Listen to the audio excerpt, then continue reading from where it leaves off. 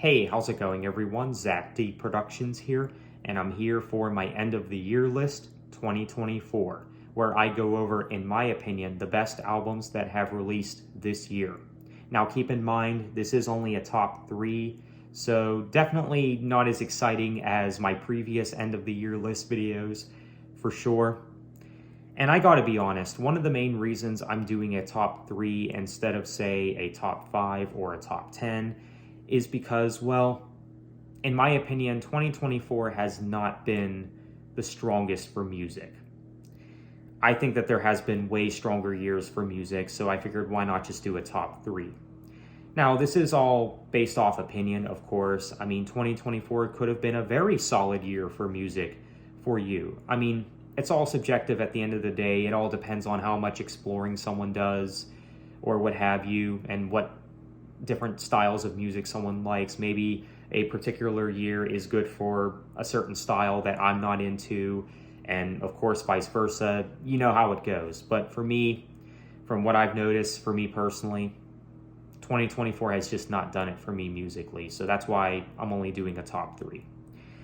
Now, before we start off with this top 3, I do have one honorable mention. And that honorable mention is Through Storms Ahead from As I Lay Dying. Of course, As I Lay Dying is one of the most well-known metalcore bands. And yes, I am aware of the recent controversy with Tim Lambesis, and I'm definitely not happy with that. It's like, dude, you were given a second chance, and I don't know, it just makes you question if this man ever really changed. I don't know. But it definitely doesn't take away from the talent, because As I Lay Dying is objectively a very talented metalcore band. Now, as for this new release, Through Storms Ahead, I will say that it is a step down from their comeback album, Shaped by Fire. I will say that. I don't think it's nearly as good as Shaped by Fire. And this actually could end up being As I Lay Dying's last album, too. I guess we'll see what happens with that.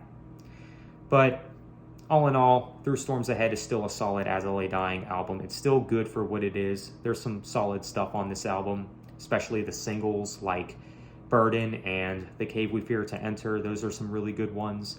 So, As I Lay Dying, they put out another solid release, but just a step down from their last album, I would say. But still pretty good for what it is. Okay, so that was the honorable mention. Now let's go ahead and get into the top 3. We're gonna go from 3 to 1. Now, number 3, I'm going to go with From Zero by Linkin Park. Pretty good album. Definitely not one of Linkin Park's best, but it is their comeback album with, of course, a new vocalist, Emily Armstrong. And you can tell that Emily really does try on this album. She tries to do the things that Chester used to do. Chester Bennington, may he rest in peace, of course.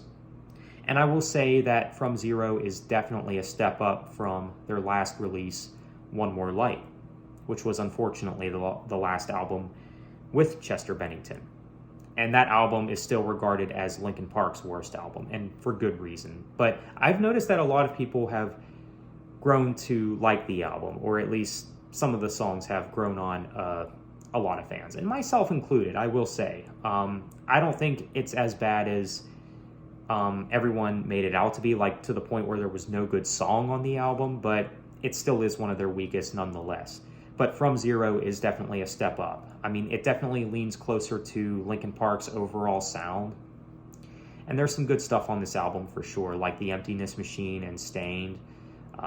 Pretty good songs. I mean, there's of course other solid songs on the album, but yeah, so From Zero from Linkin Park, pretty good album, but yeah, it's got to be number 3 for me. I don't think it's the best album of the year, but all in all, I still think it's pretty solid for what it is. Next, at number 2, we have Veritas, however you say it, by POD. And I think that this album is pretty good. I wouldn't put this up there as one of their best, but pretty good album, I'd say. I mean, I definitely enjoyed the singles leading up to this album and everything. I mean, it is through and through a POD album. I mean, if you are familiar with POD, you know what you're getting on this album.